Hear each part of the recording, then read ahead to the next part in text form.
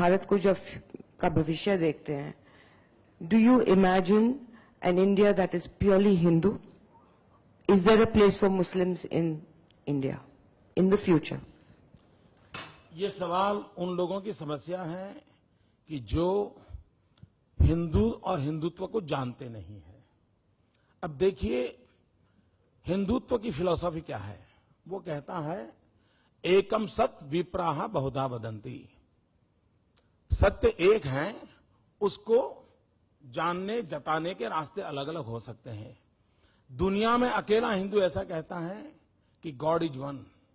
कभी हिंदू ये नहीं कहता है मुसलमान का भगवान, ईसाई का भगवान, सिख का भगवान, ये नहीं कहता। वो कहता है गॉड इज वन, और वो कहता है भक्त वैसा भगवान।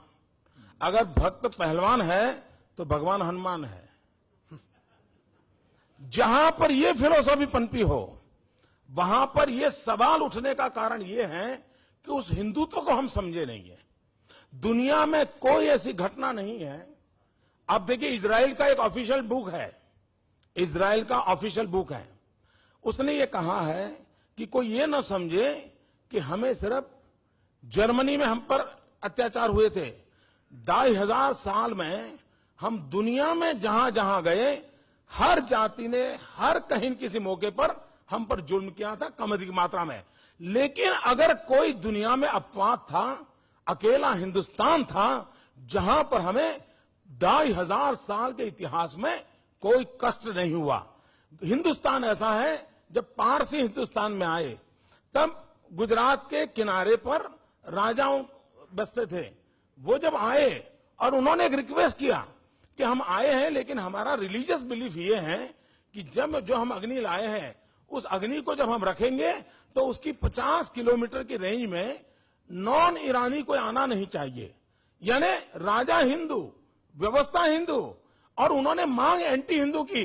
और यह देश ऐसा है कि यहां के हिंदू ने कहा था कि आप चिंता मत कीजिए, मैं व्यवस्था करता हूं कि वहां कोई प्रवेश नहीं करेगा और आपकी मान्यताओं का आदर करेगा।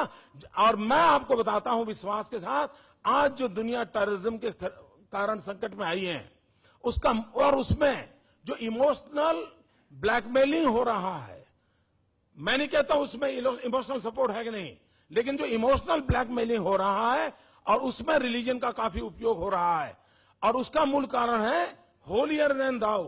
तेरे संप्रदाय से मेरा संप्रदाय ऊंचा है, ये जब भाव जगता है तब कॉन्फ्लिक्ट पैदा होता है, और वो कॉन्फ्लिक्ट आतंकवाद तक की सीमाओं चला जाता है। अगर कोई कहता है हिंदू ही है जो सर्व समावेशक है, जो कहता है आप जिस भगवान को मानते हो विश्वास से मानिए, आपको परमात्मा प्राप्त होगा। आप जिस किताब को मानते हो विश्वास से मानिए, आपको प्राप्त होगा। ये मूलतः हिंदू फिलोसॉफी है। अगर इसको अगर नहीं समझते हैं और उसके कारण उसको ही क्वेश्चन कर देते हैं, तो मैं समझता हूं समस्या पैदा होती है।